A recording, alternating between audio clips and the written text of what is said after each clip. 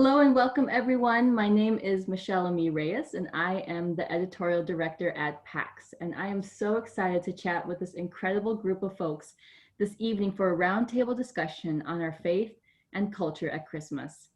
This conversation is a collaboration between PAX and SheLoves magazine, and I am joined this evening by Leah Abraham, the editor-in-chief at SheLoves, along with SheLoves contributors and community members Lindy, Carla, and Abby, as well as PAX editorial assistant Jay Patel, and our PAX community member, Will. So tonight we are asking the questions: what does it mean to celebrate the birth of Jesus in ways that are authentic and meaningful to who you are as a cultural being? How can you celebrate Christmas in ways that are whole, beautiful, and just? Some of us may have never reflected on these questions before, while others of us have been living at this intersection of faith and culture for quite some time. Now, to set the foundations, I want to quickly define what cultural identity means in the ways that we will be referring to it. Namely, our cultural identity is the narratives and expressions that we hold most dear. They are the stories and values that define us, which when it comes to bicultural and multicultural people like you see tonight, that means that we hold multiple narratives within ourselves and oftentimes can create chaotic or confusing stories. It oftentimes is what places us in these liminal spaces, but it's the beauty of how God has made us, because it is the bicultural and multicultural people in this world that have a unique capability of bridge building and leading the conversation in racial reconciliation. And so the seven of us here are sitting down virtually together this evening to share parts of our story, what our cultural identity means to us, and how we can center it this Christmas. And we have a few deep dives we're going to do this evening, but before we do, I'd love for each of y'all to introduce yourselves. So tell us about your ethnic roots, where you're at in the world right now, and a little about what you're up to these days. And I'm going to first ask Leah to kick us off. Hi everyone, my name is Leah Abraham. I'm the editor-in-chief of SheLoves magazine. I'm really happy to be here. I currently reside in Roanoke, Virginia in the United States. I consider Portland, Oregon home. And I am an Indian American and also an immigrant. So I was born in the States, but from ages 3 to 13, I was in India, specifically South India in Kerala. I'm a Malayali. And I moved back when I was 13. So I kind of consider myself an immigrant citizen hybrid. Awesome. Thank you, Leah. Glad you're here. Abby Bonilla. Hi, everybody. It's a pleasure to be chatting with you all tonight. I'm an artist, a full-time artist, Afro-Boricua full-time artist from Youngstown, Ohio. And I am first-generation mainlander Puerto Rican from my dad's side, and second-generation mainlander Puerto Rican from my mom's side. And I'm excited to be connecting with you guys. Awesome. Thank you, Abby. Lindy Mpofu. Hi, everyone. I'm really happy to be here and excited to get into this conversation. I am in Saskatoon in Canada. I've been here for going up to 2 years. I moved here from South Africa. I am originally from Zimbabwe, and then I immigrated to South Africa for about 10 years, and now I live here. I work for a nonprofit, the Mennonite Central Committee, as a communications donor person, and I'm really looking forward to getting into this. Awesome. Thank you, Lindy. Carla Mendoza. Hi, everyone. It's so good to be here. My name is Carla. I am coming to you from the land of the Miami people, the Erie people, and the Kickapoo people in Toledo, Ohio, in the US. And I am originally from Peru.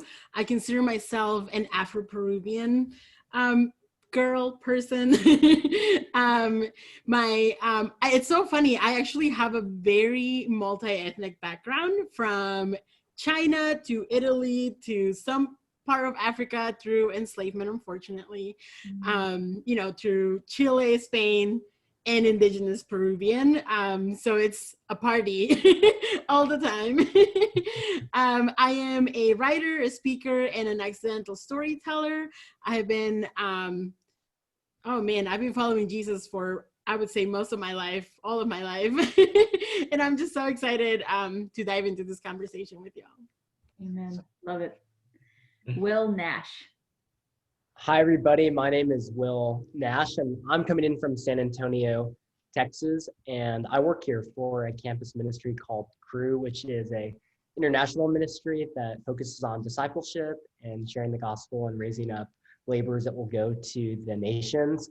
I was born in Seoul, South Korea, and was adopted before the age of 1 by a family in Austin named Bill and Agnes Nash, and I grew up outside of Austin in a town called Marble Falls, Texas, my entire life, but I currently live in San Antonio. Awesome. And last but certainly not least, Jay Patel. How you doing, everyone? My name is Jay Patel. I'm super excited to be here. Me and Will are the only two guys we're surrounded by women. It's going to be awesome. And yeah, I am currently in Houma, Louisiana. For those of you who don't know where Houma is, most of you probably. It's outside of New Orleans, but I originally come from Texas. I'm born and raised in the States. My parents are immigrants. My parents were born in Africa, but I am Gujarati. And so I'm Gujarati American second generation. And I'm actually from the neighboring town that Will is from, which is called Burnet, Texas. And we both went to college together.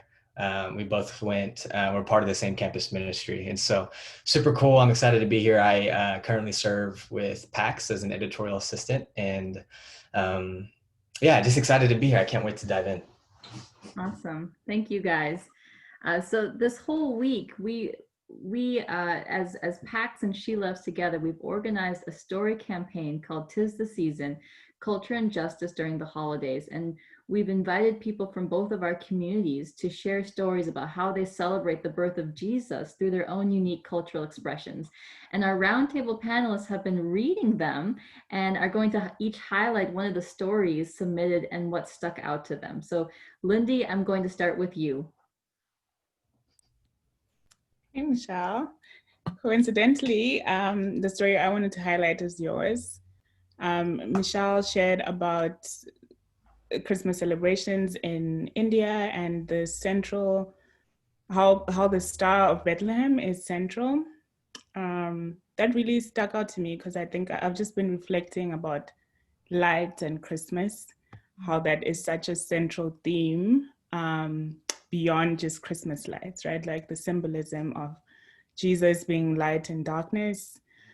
Something specifically that you shared that from, if you're moving around a certain part of India, whether it's in a more affluent area or in the slums, people would find a way to represent that star. So whether it's something made out of metal or something made out of paper.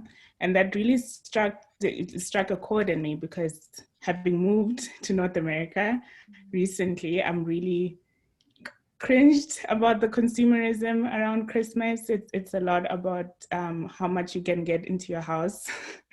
The decorations are very outlandish, which is, it happens in a certain context of consumerism, but it's so incredible to just get down to the basics of, not needing to do a huge song and a dance that shows, how much money you've spent to celebrate this holiday that means so much to you. It's more about the symbol and less about the aesthetic of it, so to speak. And that really resonated with me. Good. That's awesome. So good. Yeah, I chose Bureau Patel's. I reached out to her and asked if she would share because she and my wife have contacted each other before, and as Gujaratis, as we there's not many from I don't know many Gujarati Christians, and so for her to reach out to us and we're kind of navigating these things together, it was super cool. And so she shared some really neat things that I is familiar to me in terms of just gathering together, during Christmas.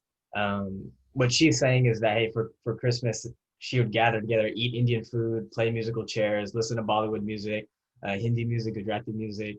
And so it'd probably be on and popping in that place. And so that's something I can definitely relate to. And so, and I love how she talks about, God creating people uniquely and God, that there's no one way to celebrate Christmas. And I really appreciate the fact that, hey, we can come from different backgrounds and have faith in Jesus while celebrating Christmas through our unique like lenses, which is exactly what we're talking about today. And she kind of capped off her post with the passage from from Luke chapter 1 and talking about the birth of Jesus and just what that moment for as Gujaratis, what that moment can mean like for us. And so, yeah, I really appreciated what she had to share. And yeah, it was really cool. It meant a lot to me. So good. Yeah. I would love to highlight Leah's story. It was so sweet to read because she talked about the immigrant experience. And I think that's something that I've always, for myself, I always think about. I've been in this country for 19 years as of yesterday. And it's a long time to not be home, you know? And Leah talked about how holidays in general, especially during this season, it can be really hard for immigrants. But I loved also the hopefulness that she spoke of when you spoke, Leah, of gathering with other people who are also experiencing that, you know, like that need for community, that need for family, that it's so funny, like we know that family is a connection through blood, but in the States, you really do become family with people from all over the world, you know, and it's such a gift. And I loved, and I'm just gonna read it because it was so beautiful. I loved the ending of your post, and it said, gather to celebrate good news, gather to celebrate the promise of peace, gather to unearth justice, gather to dismantle systems that oppress and destroy, gather to grieve and lament, gather to build each other up, gather to bless one another, gather to love exuberantly, and gather because of Ubuntu. And I just love that. I love how hopeful that is, that we get together, even, you know, in the middle of a pandemic through virtual meetings. Yeah, so I really appreciated that. You know? Yeah. And I was going to share about something that stuck out to me about Leah's as well. It was kind of like this, Leah, it seemed like you talked about like this sacredness of gathering. Like it was kind of like whether you go through trials, triumphs, joys, sorrows, victories, overcoming things, like it's almost like the thing that stays consistent in your post and in your story in a lot of ways I can relate to is it's kind of like the sacredness of gathering and how like community facilitates these things that are so important for us. And so I read your post and I really appreciated that. I just wanted to chime in and just share that with you. Thank you. It is especially hard during the pandemic and that lack of physical intimacy that we have with our loved ones. And I've also been, Abby and I were talking a couple of weeks ago, it's amazing that I'm making friends during the pandemic because of technology, right? Like I'm curious what our experiences would be like without that. And I'm also wondering of like, what was it like for the nativity, like for Mary and for Joseph to be so far away from their family while all of this was happening, right? And so I am especially grateful for the gift of gathering and for the gift of Zoom and just internet, right? Yeah. Thank you for that. Yeah. So good. I'd I love to can hear from comment. those. Yeah, Abby, take it away. I really loved that, the whole focus on gathering. My story that I'm highlighting is from Stephanie Williams, and she is multiracial, and she is a good friend of mine from Detroit, Michigan. And she talks, I love that when I put this question to her, she grouped the season together. And that's something that I can really connect with, because when we talk about like the Christmas season, it's not just Christmas. There are multiple kind of highlights to that for the way that my family celebrates it. And I love that it automatically, like that was something that just came out in the way that she wrote. And so she talked about their family getting together for both Christmas and New Year's, and the big events that they would have, and that her grandmother would be baking, you know, sweet goods in the morning for Christmas, and that they would rush down the stairs. But I really loved also when she was talking about their New Year's Eve event that they would have, and that they would have a traditional soul food dinner. And so that there would be the smell of black-eyed peas, collard, and mustard greens, chitlins, and more. And I love it because, you know, we have extended family who are Black American, and being able to experience that culture alongside of our own has been so beautiful. And knowing her and her family, my friend Stephanie and her family, I can just picture it as she's writing this narrative of how she celebrates. Additionally, I really loved that part of their family tradition is going and volunteering somewhere for the holiday. And that was something that, like, I never grew up doing.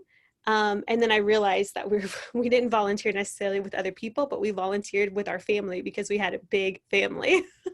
But I love that that was an emphasis for her, of like, she's super intentional with the way that she is teaching her kids, and the fact that she is putting others before themselves, or at least making that a point for the holiday, really stuck out to me. I love that. Well, first of all, now I'm hungry because that sounds amazing. But second, that's a beautiful story. Thank you for sharing that, Abby. And Will, would love to hear what story stuck out to you. Yeah, so as Jay mentioned, we grew up 15 minutes apart from each other. So I got the privilege of reading his story. You know, Jay, when I was reading about how your uncles during the holidays will give you different envelopes full of money, I was thinking, man, I got to call up my uncles. They could finger food from your family. They don't do that. But, you know, I think one of the really big fruits and kind of benefit of choosing to be a learner and even reading Jay's post was, I think, to know someone really is to love them. So I've known Jay for the better part of my 20s. I knew him when we were in college. And I think even growing up in Marble Falls and not knowing people that, you know, looked like me. And even I knew Jay, who he was in high school. I knew he was a good basketball player. And yeah, kind of wasn't from, you know, here. I think what I've learned is I've learned more about his culture and his story, and even being invited into his home outside of the holidays and eating, you know, his mom's cooking, or learning more about his family. There's just so much depth and layers to who Jay is as a person. So I really have been enjoying getting to read other people's stories and kind of learn the journeys of how people navigate this holiday and Advent season, because one, it glorifies, I think, Jesus, to learn how to love your neighbor as yourself. So I really love that story. And yeah, I feel like I know you a little bit more, and highlighting that, yeah, generosity is a value for your family. And I think that's something that I can learn from, is how to be generous during this season. It's awesome. It's I love awesome. that. You know, especially in conversations about culture and people, there's the danger of a single story, right? And particularly in terms of having a certain narrative about how Christmas is supposed to be celebrated and how every American celebrates Christmas. And even just hearing these stories right now, it shows that we are all so uniquely different, and we celebrate Christmas in different ways. And it's not necessarily about making anybody feel bad, like, oh, I don't celebrate Christmas like you, therefore you should feel bad, but just making space for more people at the table, and the beauty in diversity. And so yeah, so thank you guys for reading those stories, sharing them. I wanted to just quick mention a little bit about SheLoves magazine. You know, they are a community, a global community of women doing incredible things. And right now they're currently focusing on articles about decolonization, justice, and culture on their publication. And I highly encourage everyone to check that out at shelovesmagazine.com. At PAX, we are also currently in a story arc on cultural identity. And our manifesto for this project as a whole is that you were created with a beautiful cultural identity that reflects God's image in the world. And you can go on our website at madeforpax.org and read the full issue, which includes 2 amazing free resources. One is in collaboration with Dr. Robert Chow Romero and the Brown Church Institute, called Cultural Identity as Resistance. And the other is in collaboration with Dr. Lucretia Berry and her organization called Brownicity, called Food and Rhythm for the Soul, Celebrating Cultural Identity. And both of those are on our marketplace. You can download them for free. Really incredible resources for individual or group study. And I bring that up as well because in Lucretia's guide, Celebrating Cultural Identity, she says something really profound. And I'm going to read this quote. She says, when marginalized peoples like Jesus and my folks look at our own cultural identity, we can see God lovingly pulling us forward through worldly tribulation toward the abundant life for which we were designed. Celebrating our cultural identity, that is, acknowledging God's expressed self through our collective journey, is not only food for our souls, but feeds those who have never experienced the divine expressed in this way. So, like Jesus, I have found it beneficial to bring my whole self, cultural identity included, to the center of wherever I'm planted. The divine's intersection with the cosmos, as demonstrated through my culture, may show aspects of God to those who have not experienced this type of rhythmic relationship. Now, obviously, there's a lot in there. So I just want to hear from you guys. How does this quote hit each of you? And how can we bring, as Lucretia Berry mentions, how can we bring our whole selves, including our cultural identity, to experience the divine this Christmas? And Jay, I want to start with you. So good. Yeah, that quote has so much in it. And it's super powerful, super deep, super rich.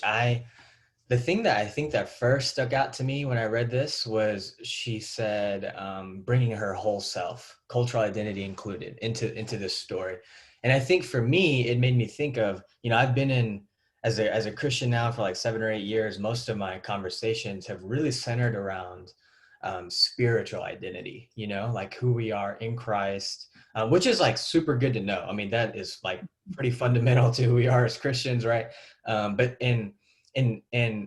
there, I think, and I don't know if it's because I'm a person of color or what, but just leaving out the cultural ethnic expressions kind of felt like something was missing. Like I could talk about who has, Christ has made me a new creation and all these things, which is like so good. And we need to know that. But I think as I'm reading Dr. Lucretia's, this quote, it's reminding me like, man, there's more to this story. And I think she uses this language called food for our souls. It's titled, the whole book is titled that. And, and I'm like, man, food for our souls, what does that mean? And she kind of interweaves like our culture and who we are in Jesus and who God says us to be, says we are. Which to me, I'm like, man, our cultural expressions, this is how you really get to know somebody. I mean, this is like somebody's history, somebody's story, where they come from. It almost even points to like why our spiritual identity even matters in some ways, right? Like how this is expressed, like if Jesus says I'm a beloved son of God, but I don't always experience that, and it's because of like cultural things, then that matters, you know what I mean? And so to me, I'm like, I have learned, especially as I'm on this journey of understanding more of who I am, deeper and richer, more understanding, it's almost like I have to work backwards a lot of the times, undo some thinking, undo some lessons I've learned about myself and about people and even about God, and it's one of the questions is what are the things that we take away? What are the things that we learn from something like this? I look at some of the more marginalized communities, especially maybe in our nation, the Black communities, the Native American communities. And one thing that I have really learned, because, Dr. Lucretia says this, that it's almost like our narratives point, like they kind of provide food for other people in a sense, One of the things I've learned is how to grieve, how to be sorrowful. And to me that matters because Jesus in the Bible says that Jesus was a man of sorrow. How to be resilient, how to be triumphant, and as I look at marginalized communities, I'm like, and even look at myself, as I learn about my own story, I'm like, this is how, like, when as we learn about like the overcoming nature of Jesus, like this is how we overcome. Like we have like this, like our story is a story of overcoming. And I'm learning this from people and from communities that have been constantly oppressed or constantly, just seen as secondary, when that is like dishonoring to the Lord and dishonoring to people. And so there's so much here, and I feel like I could talk for a long time, but these are the things that I feel like I pulled away from it. Amen. That's powerful. Thank you, Jay. Mhm.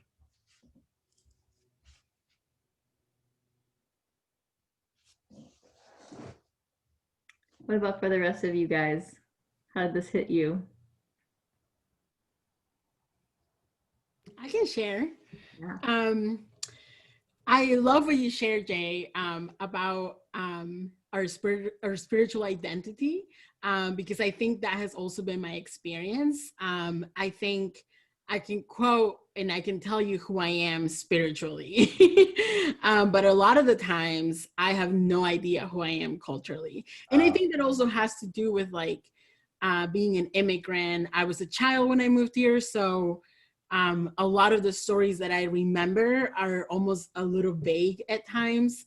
And then coming here, trying to figure out to which culture to assimilate to, you know, where I was like, do I assimilate to Black culture? Do I assimilate to Latinx culture? Do I, you know, like who am I here? Wow. And I think like for so long, I found myself in white evangelical spaces. And so I assimilated to white culture specifically. And so I've been in those spaces for about 10 years or so, until about 4 years ago when I realized that I needed to figure some things out. But what stood out to me about this quote was also like thinking of Jesus as a marginalized person. I think it's really easy for in my story to get to the bypassing of Jesus as king, because I think in my story, I need a king, right? I need someone who's gonna come in and fight for immigrants, who's gonna come in and fight for women of color, you know, fight for Black women. And so I think it's really easy for me to bypass the marginalization of Jesus. Wow. And but in reality, when I look at his story, you know, like one, his story begins way before him, before, you know, like before Mary saw the angel. Yeah. But also when I think of Mary, right, like she receives this gift because she could have said no, but she didn't. She said yes. And then like when I look at especially the story of Jesus being born and as a baby, I think of Jesus being a refugee, you know, like his family had to flee to save his life. Wow. And how many times have I missed that because I was just looking for a king, you know? And I love what she talked about, her cultural identity, because Jesus could have been anything else. He could have been, I mean, like, don't get me wrong, like I would love a Puerto Rican Jesus, you know? I would like, could you imagine Jesus Filipino? But Jesus was Jewish. And I think it is because that matters, you know, that his story comes with the history of a country, comes with the history of struggle, comes with the history of slavery, comes with the history of being in captivity, of being free again, being in captivity again, you know, and how like that affects who Jesus is. And so I think like when I don't bypass the marginalization of Jesus, I get to a place where I remember that he is a high priest who identifies with us. Wow. And not just like here is all, you know, like so distant where it's like this person is gonna come to save me. And it's like, no, this person has come to save me in this exact moment, in this, you know, in this darkness, and I'm waiting. And I know that he's the light, you know? So Good. That's so good. Carla, you went into preacher mode for a second. I loved it. Amen. I was about to get my Bible out. Oh. I can go next. Yeah. I've been thinking, like, when the question of like how can we bring our whole selves, like including our cultural identity, one of the things I've been sort of working through in this season of my life is that when we're talking about cultural identity, it's not just my racial or ethnic identity. It's also intersects with where I land socioeconomically, right? That informs a lot of how I see the world and how I read the gospel. And I've also been looking into the intersection of my caste as an Indian person. Like, I grew up in the Indian church, and so caste was not necessarily talked about. It was considered, oh, that's something the Hindus consider. We don't do it. But the truth of the matter is, we still operate the Indian system. Still, we're operating in the caste system. So I was born into a certain amount of privilege that I didn't even know about, which in and of itself was privilege, right? So I've been sort of wrestling with those questions lately. And so I was born into a middle-class family. I am middle-class right now. And so sometimes I find it hard to relate to Mary and Joseph's story, where they're like, well, crap, are we going to have a roof over our head? I've never had to worry about it. So I think the question for me specifically when we're talking about the Christmas story is, what are you going to do with the resources and power that you have right now? Right? And so bringing our whole self for me is also bringing the question of, so what are you going to do with what you have? How are you going to move through the world and impact other people with the resources and power that you have? So those are sort of the questions I was struggling with, not necessarily sitting with and learning through when I was reading that passage. That's so good. I think it's important for us as people of color to recognize that we can be both privileged and disprivileged at the same time, and that every community of color does experience racial pain and marginalization, but even within communities, some of us are able to get ahead more than others within our own communities because of things like colorism or socioeconomic brackets or educational opportunities. So that's a good word, Leah. Thank you for that. Will, how about you?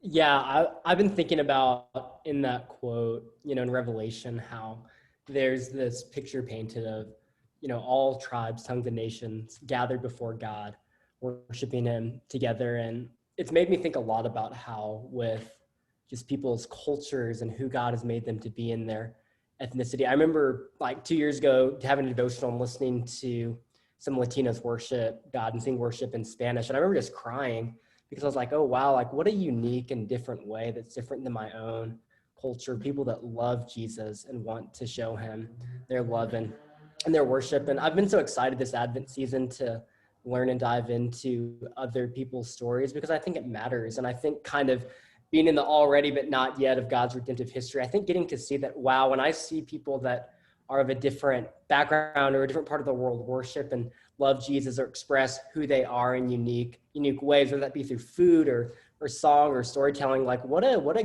glimpse of what heaven will be like. And not only that for believers we get to commune in that, but also get to invite people into the ushering in of the kingdom. So I love this quote because it just reminds me of that I can look forward to what God is doing now, but also in the future, and get to be a part of that, but invite people in the community into that and leave the results up to him.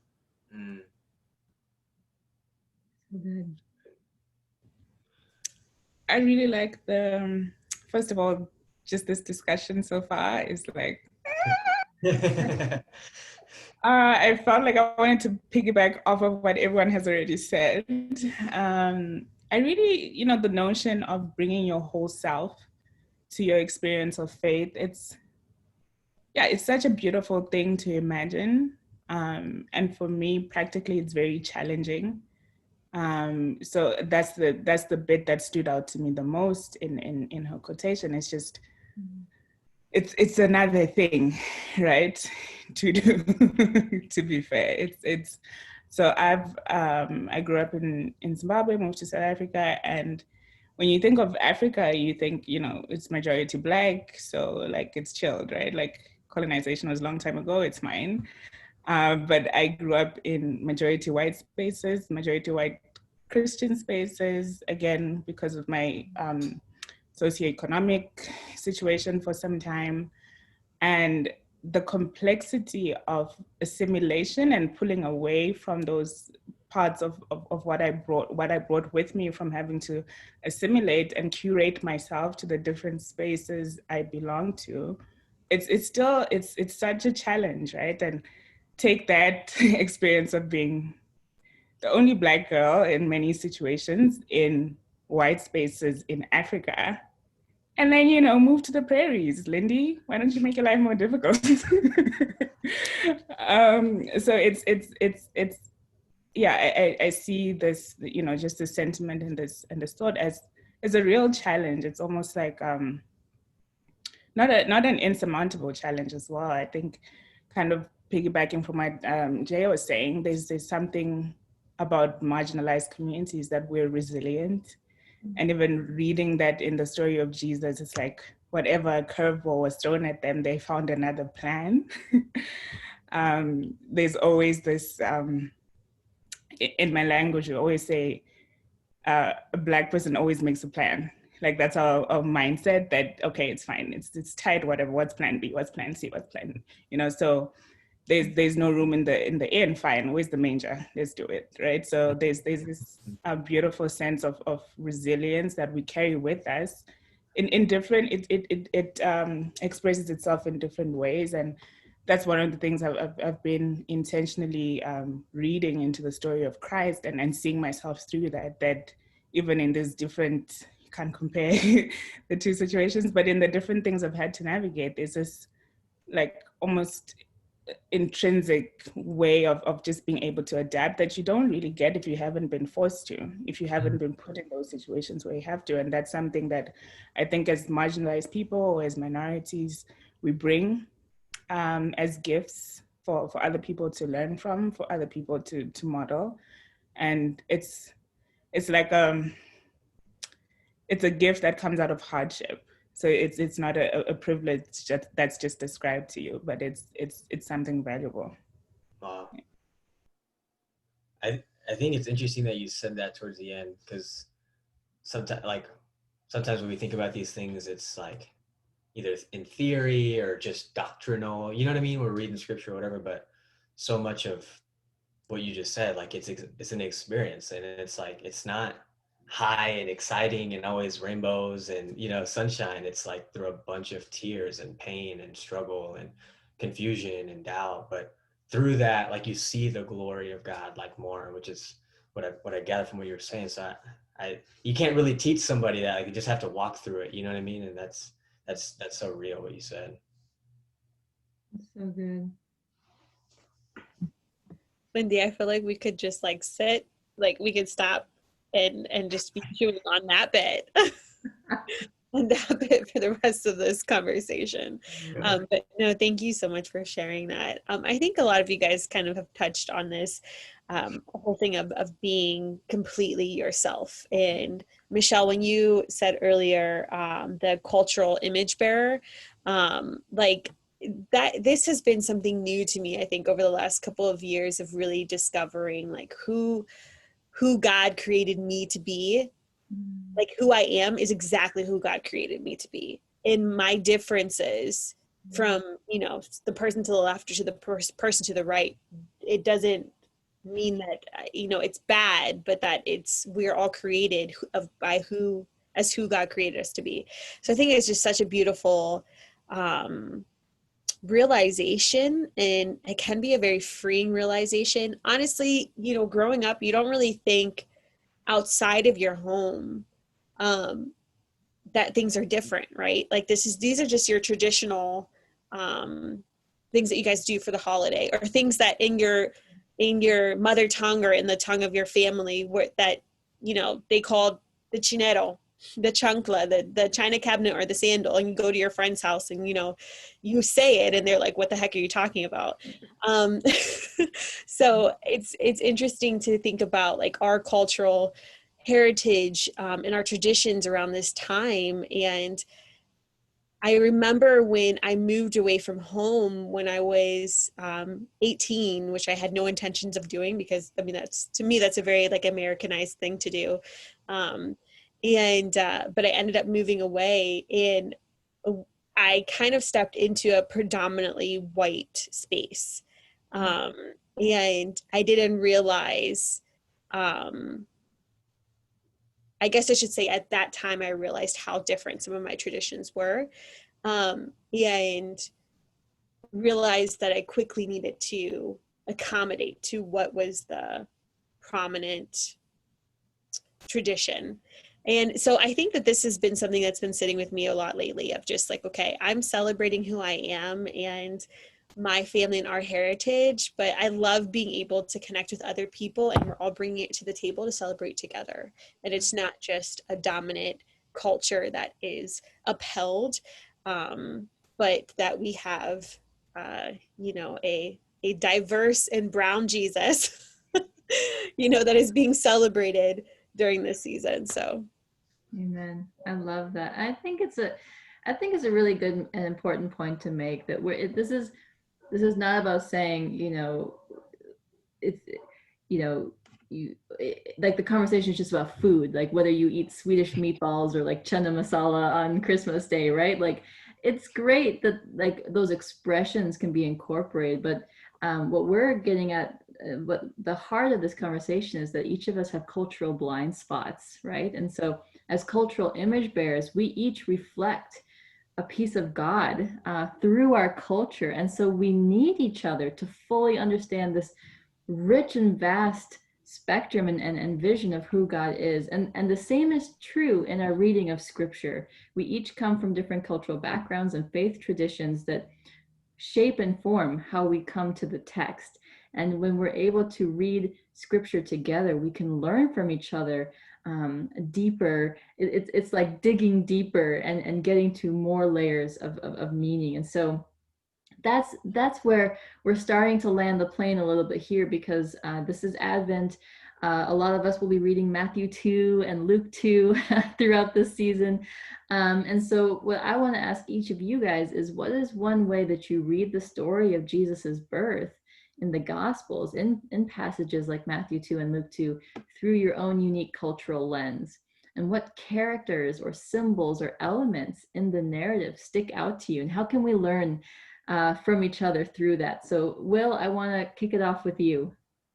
Yeah, thanks, Michelle. Something I've been learning is, for a lot of Koreans and South Koreans, the way that the Christmas time is celebrated is through storytelling and the family, whether it be postcards or not so much gift giving, but ways to connect over games or meals. And I think Luke, who also wrote Acts, does a masterful job at storytelling. So when I looked at Luke 2, I wanted to highlight two things that really leapt off the pages for me. And I think for a lot of my life, sometimes Jesus could be kind of this, picture of a guy with perfectly coiffed white, or brownish hair and kind of flawless, almost like angelic, right? And it makes sense. I'm like, okay, yeah, he's from heaven. Of course, he's going to be this flawless character. But I think something I've been learning more is that makes it kind of hard to connect with, like, does Jesus actually care about the circumstances I'm in? And, the language around Jesus dying on the cross for me, how does that kind of fit? So I love that when Jesus' birth is described in this story that Luke is sharing, is it's not this perfect, clean, organized time, but that there's no room at the inn for him, that during a government census, right, they're sent back to their home so they can pay taxes. And I just think that makes it so much more real, that Jesus, the incarnation of Jesus, isn't this perfectly put together thing. And I think it, as you were saying, Carla, previously, that we can identify with Jesus, that he was a marginalized person, that he wasn't always understood and kind of fit the cultural puzzle pieces that we create. And I think that's so revolutionary for me, considering a lot of the westernized ways I've read the Bible is not always so much communal, but more individualistic. So I really enjoyed that I got to get a glimpse and a picture of Jesus coming to be with us. I think also it's interesting that, man, I'm seeing the bigness of God, how big God is, and that he would reveal, right, the good news of Jesus coming through an angel to shepherds of all people, considering that cultural time when shepherds are kind of the not really important figures in the culture, right? That, hey, you take care of the sheep and lambs. But interestingly enough, the shepherds are super important in the story, that a lot of these lambs are used for the Passover feasts or different ritual meals. So they play a part in God's story. And it made me think of, well, as I read that, how does that even touch my life right now, right? So should I go find a shepherd and tell them thank you? Well, no.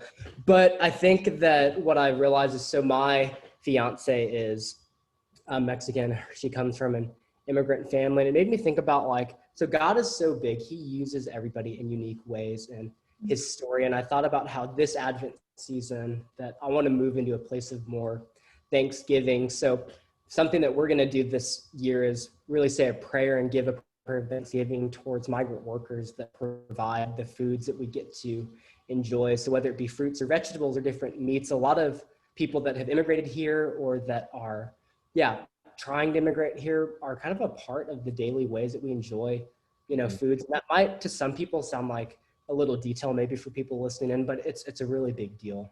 And having a heart of Thanksgiving, and even considering, well, how do I maybe express my thanks to people that don't always have access to the resources I have? So in kind of highlighting how God revealed the good news to the shepherds of people and culture that aren't super highlighted, I wanted to use that opportunity to highlight people in our world that sometimes we don't see as of much importance, but they're of great importance. So I to move in a posture of thanksgiving and generosity with their resources would be so valuable in this time.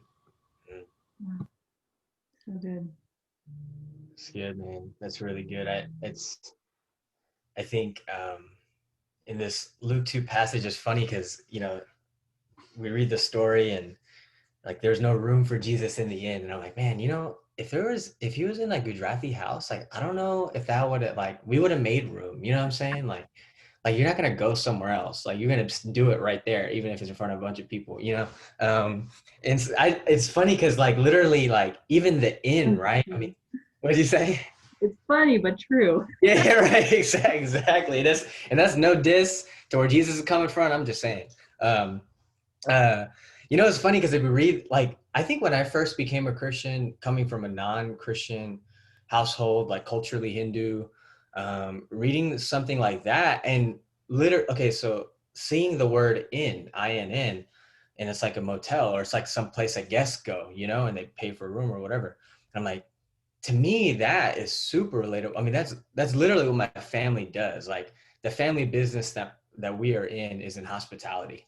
And so, like, I have random uncles here and there, my own parents, we own and manage and operate hotels and motel properties. And that's like, if you know like a little bit about Gujarati culture, you probably know a random Patel who owns this random like hotel on the side or motel. Like, you'll know, like, and then you get the question like, oh, you guys all related? Like, no, there's like a bunch of us. And so, you kind of have to answer that awkwardly.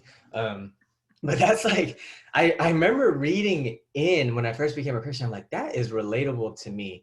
And now, like, as I dive into the story more and I'm researching and I'm doing all these things and I'm realizing, like, I don't think Joseph and Mary were by themselves when they gave birth to Jesus. Like, when they left to go to Bethlehem, they were going to their hometown in a sense, and they were probably with family members, relatives, random community members, and this and that. And I'm thinking about this, and I'm thinking from a collectivistic perspective. I'm like, dude, that house must have been crammed. Like, wherever they were, it must have been like packed. There probably was a bunch of people there, probably loud, rambunctious, random noises here and there. And I'm like, that to me, as I read that now, I'm like, that is so relatable. I mean, that was like every Friday night where I'm coming from. We're going to random people's houses. You don't even know these random uncles who show up, and all this stuff. But that's just how it was. And I'm like, that's probably in a lot of ways, like thinking about collectivistic culture, like that's so normal for us. And I'm thinking, well, Jesus is from the Middle East, and this, like, we know that Jesus' background is Jewish and this and that. And like, to me, I pull that element and it is relatable to me because I think growing up in a town that was like majority white in a rural town and outside of Austin, Texas, like, when I saw Christians, I saw majority white people, and so for me to be able to pull something like that out, to me, communicates like, hey, Jesus is for me too, like Jesus, like where he comes from, I can relate to that. And that's important for us. And I think it's important for me and my family and where we come from to realize like, hey, this God who is the God of all gods, the King of Kings, is like that. He's for everybody. Like he's not just for one type of person or one people group or whatever, but he's for everybody. And I think something like this is something that stuck out to me a little while ago when I was reading, and it's just powerful for me. And it's just something I'm sitting with right now. I love that. Yeah. I'll hop in and say, Jay, I'm so glad that you mentioned that because, you know, I was over here asking myself, like, so they're going to his hometown. I don't know, like, for how many generations they've been removed from that hometown, but I'm thinking, like, where are his people at?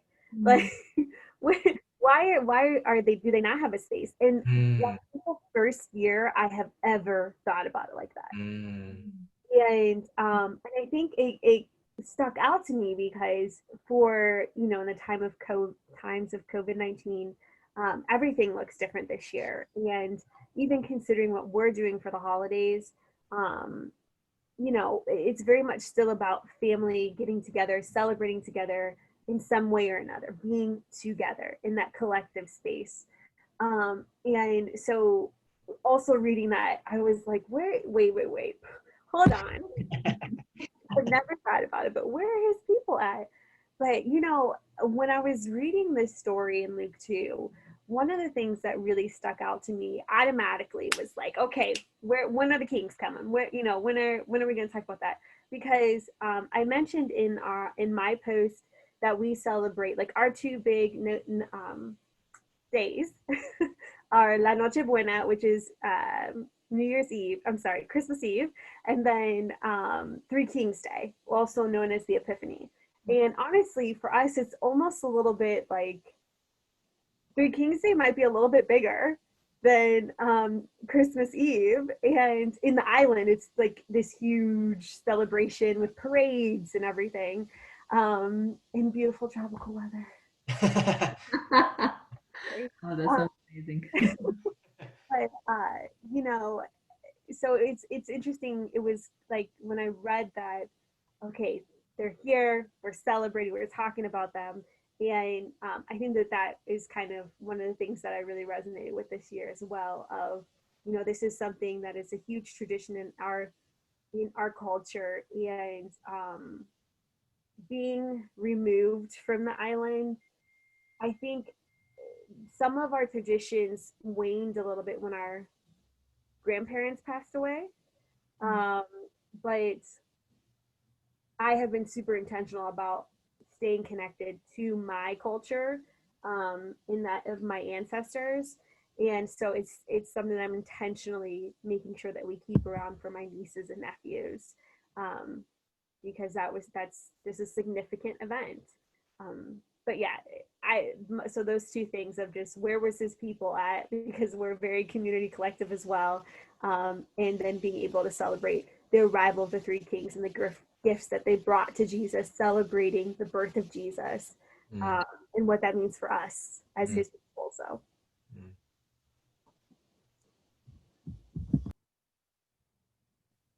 I'm gonna back off of what Abby was talking about in regards to the three kings, because I think one, like, I'm a cheater and I feel like I barely ever read the story of Jesus' birth. I always just read Mary's song. It's like my thing. Magnificat. I'm here for it. But when I was reading this time around, I've been thinking a lot about community, and I think like Will, like I have experienced the gospel in a very individualistic way. And so through the last few years, I have been reading the Bible and learning in community specifically. But one of the things that this year also I have been thinking about is Latinidad. And it is this concept that, like everybody like kind of bunches us together, like you're all Latinos. But there is a lot of things that are really good about it and really problematic about it. And so, but one of the things that I love being an immigrant to this country is the gifts that have been given to me because I'm in this country. But I'm not necessarily referring to like capitalistic kind of beliefs. I'm definitely referring to now when I think of Christmas, we also celebrate Noche Buena, which is the 24th, not 25th. But one of the things is that like my table no longer looks like a Peruvian family cooked the meal. My table looks like somebody from Puerto Rico is coming, and somebody from Chile is coming, and Santo Domingo. And, you know, like, I think like that is one of the sweetest things to me is when I read this story is how many people are involved when Jesus is born. You know, the shepherds are coming. There's a big part of it is very like holy, you know, like you have angels. And then, or like, I guess the typical idea of holy. But the holiness is in the fact that like these shepherds are coming, and who else is there? Who else is present? And then the three kings are coming with gifts, you know? And I wonder how those gifts were helpful to their trip that was coming when they had to flee. You know, like how, like I love how it says that Mary held all these things in her heart, and how like those moments carry her through the times that were coming, and even like through Jesus' life, right? Like it doesn't end well for a little while, you know? And then for Mary to still hold on to those truths, to still remember like at his birth, all these people were present. And there is a reason why.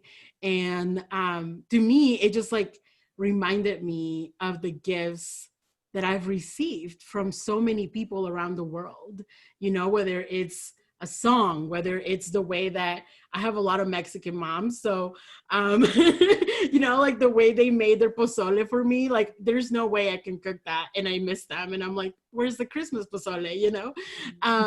But it is like, they raised me and I'm no longer just one person. Like I'm no longer just one culture. I am suddenly so many things. And to me, that is like such a beautiful picture of the gospel, you know, like, I think if I were to stay in my own little bubble, I would be missing out so much of the kingdom of God. Yeah, so that's like, when I think of the story of Jesus, now I think of all the people that came bringing, even their presence is the gift, you know, like the fact that they were there, and like how sacred that is. Amen. Thank you for sharing that, Carla. I love that. Lindy, how about for you? Yeah, so maybe I'm a bit of a cheater like Carla. But for most of my faith journey, I've just like, especially with audio Bibles, right? So every time I get to like the birth or like the genealogy, I'm like, I know this, right? So I can do the things. That's funny. So I can like fold my laundry while that plays. Been in the play, I know that. That's good. That's good. Was in the play. And this year is one of the, it's definitely the first year that I've had a more sober, like intentional reflection of especially the Luke 2 passage. And what struck me is the trauma around the birth. I've had a lot of, unfortunately, a lot of close friends that have struggled with traumatic births. And my mom reminds me every year on my birthday how traumatic my birth was for her. And just that sense of, I can't imagine being Mary, right? Knowing that you are carrying the Messiah, and yet everything seems to be going wrong, right? And I can't imagine having to do that at that time with whatever structures were in place and not in place at that time. There's just so much struggle around the birth of Christ. And yeah, I just, for the first time, I really like sat with that aspect of, before we get to, the cuter nativity scenes, it's not just about like the donkey. See, I was in the play. There's so much that you can quickly gloss over if you don't try to put yourself in that moment, right? And yeah, just the anticipation, I think I mentioned it already, the anticipation of knowing, it's almost like how we birth things in our own journeys of trusting God and you know, having this hope that we carry, but then everything just falls apart at different stages, or seems to fall apart, and actually does. And there's no need to like act like it didn't. There's no need to act like it wasn't a mess, right? There's no need to quickly, you know, flower it up and window dress it. And I think a lot of my faith has been that, because I want to rush to the part of like, okay, yeah, it was like, but then everything was fine. See, it worked out. But how much of, especially where I find myself now in my faith, a lot of it is sitting in that like, oh, I thought we had run out of things that could go wrong, but okay, there's something else. And I just wanted to read a reflection that one of my close friends wrote for SheLoves. Siki, she's a South African poet, among other things. And she wrote this beautiful poem reflecting on what is Christmas and the chaos around it, and the chaos that then creates this moment of our salvation, right? And our eternal hope. And there's just the one part that really stood out to me today. And she says, Christmas made kings tremble. They became murderous to protect their power.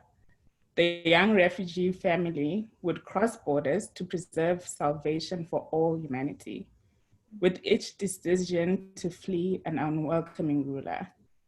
And then she goes on to talk about how this then leads to peace in the world, and you know, our experience of faith now. But there's this really intentional, like with each step of that struggle, they had to choose to keep going.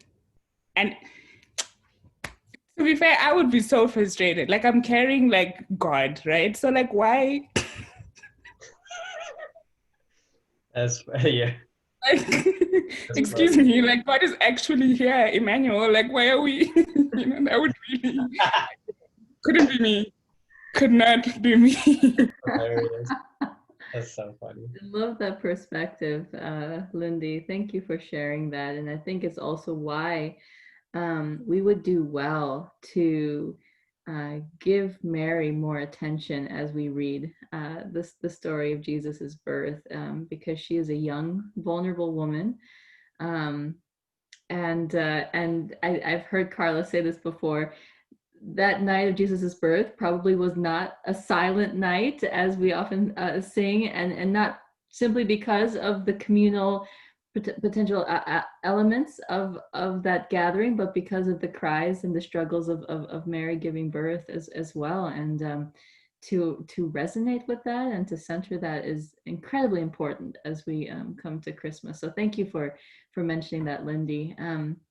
I hope that for people who have been journeying with us in this conversation, that you've been encouraged by this and the idea of being able to bring your full self to including your cultural identity to the table, as in your life, but then also as we move through the Advent season. And I'd love for each of you guys to share, just as we're thinking about these things, getting excited about these things, the question then naturally falls to, okay, so what do we do?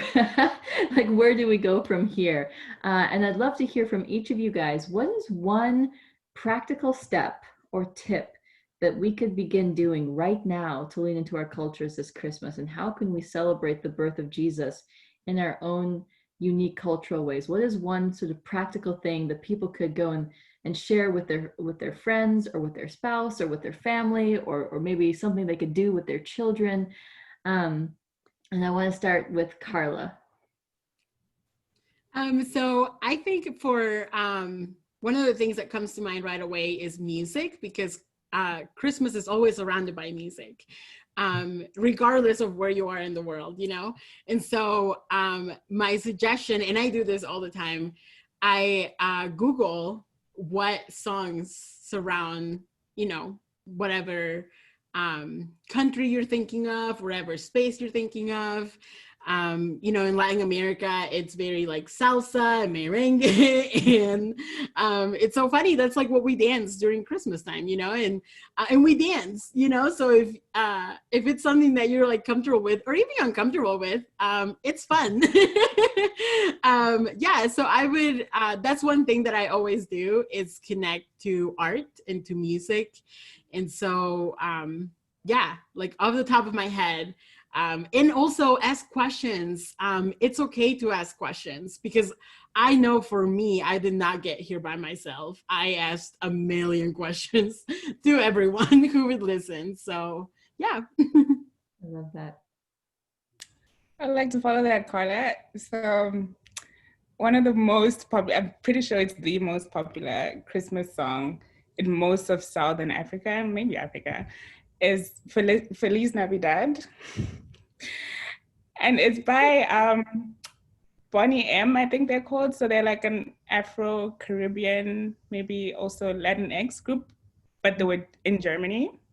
But it's because there's like a beat to it, right? So it's not like on Christmas Day, people just like put out their speakers. The speakers must not be in the house on Christmas Day. They must be on the porch. So your neighbors know. And then everyone just sort of like dances along and sings along. And it's just so special that like most of us had no idea what that meant, right? But it was easier to dance to than, I don't know, Silent Night. Shame. Silent Night is knocked. That's funny.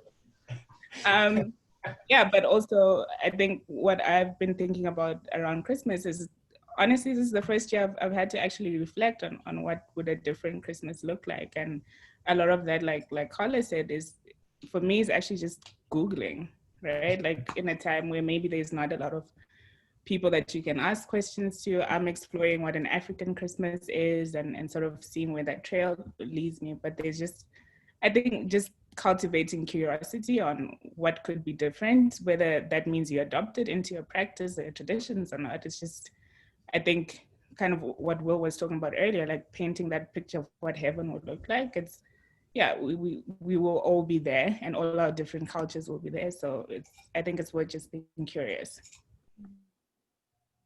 I love that.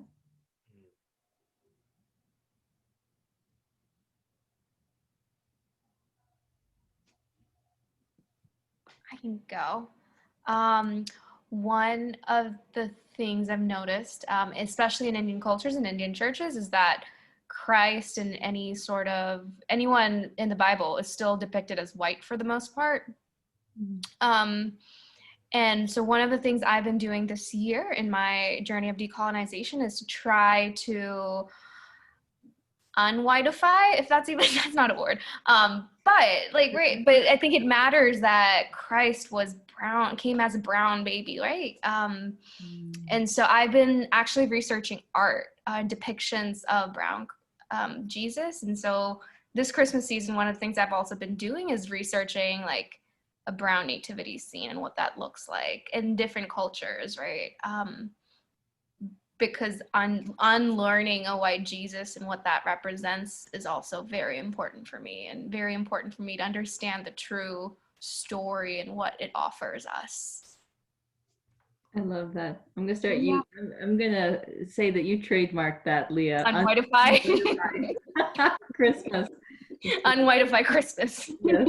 Yeah, I love that you share that because this year I went very simplistic with Christmas decorations, but I drew my own nativity scene, which I posted on my my Instagram post, and I just made a print of it. But I make fun of my dad, and I just said, "Dad, look, Jesus looks like you in this," you know, and so we call him like baby dad, but it's Jesus. I love that. That's funny.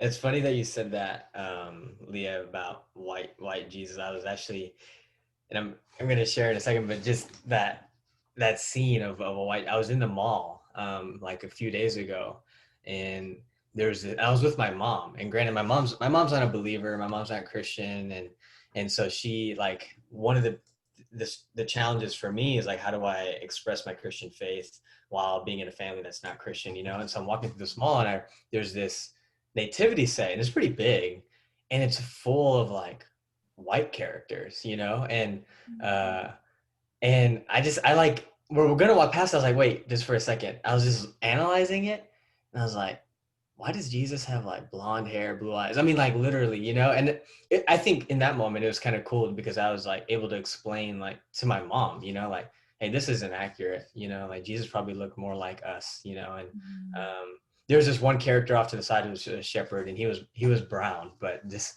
I think that moment was special. So I just wanted to use that just because I was like, man, that's so interesting that you said that.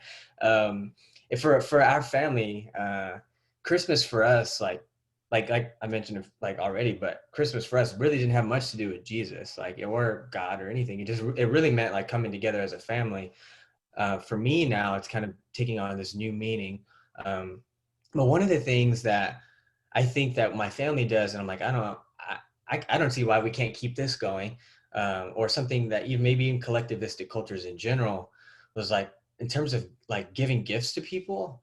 It was never usually like from J to like so and so, or from like it was never like individual to individual the way we gave gifts.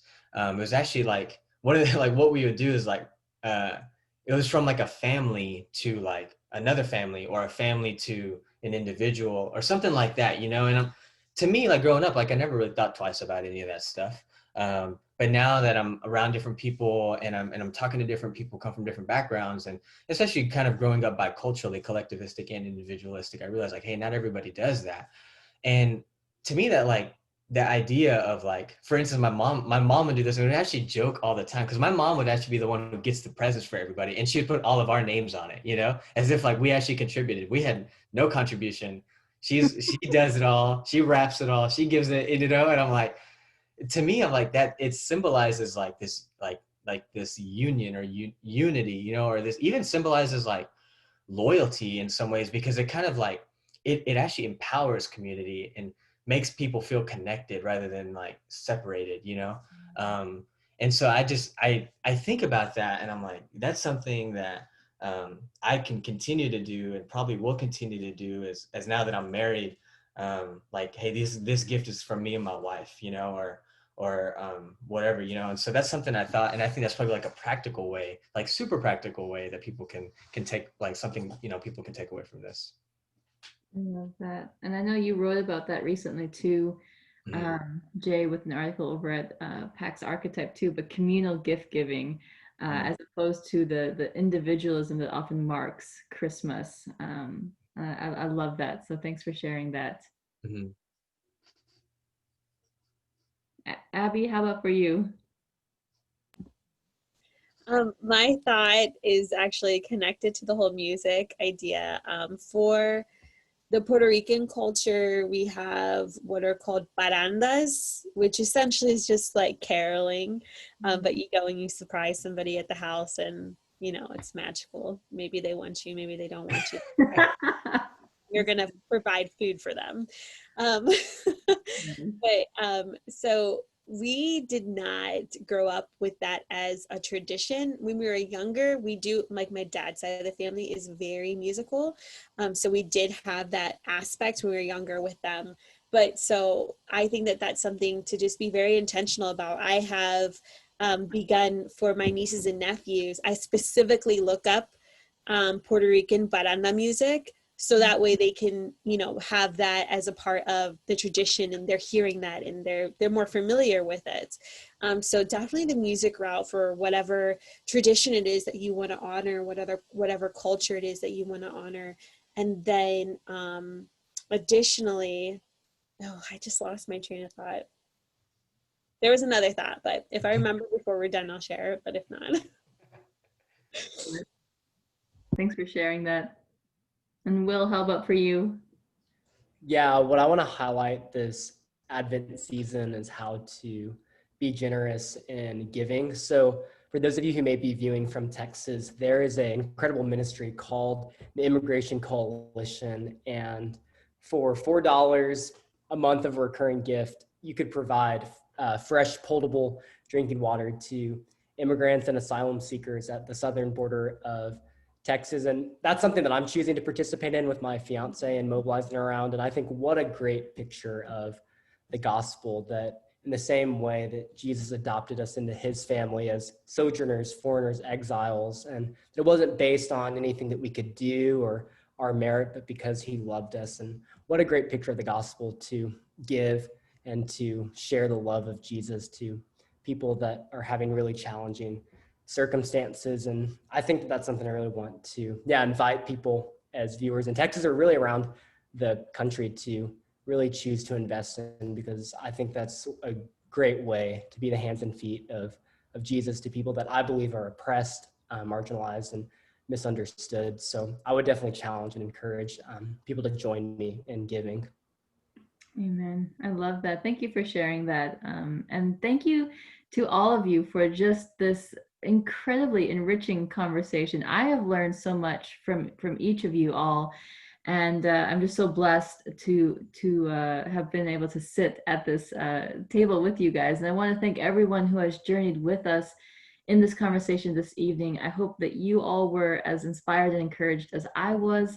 And I hope that you feel more equipped with practical tools to celebrate Jesus through your own unique cultural lens. And we hope to have more of these sorts of conversations moving into the new year. And I highly encourage you to follow both SheLoves magazine and PAX on our Instagram and Facebook accounts if you don't already.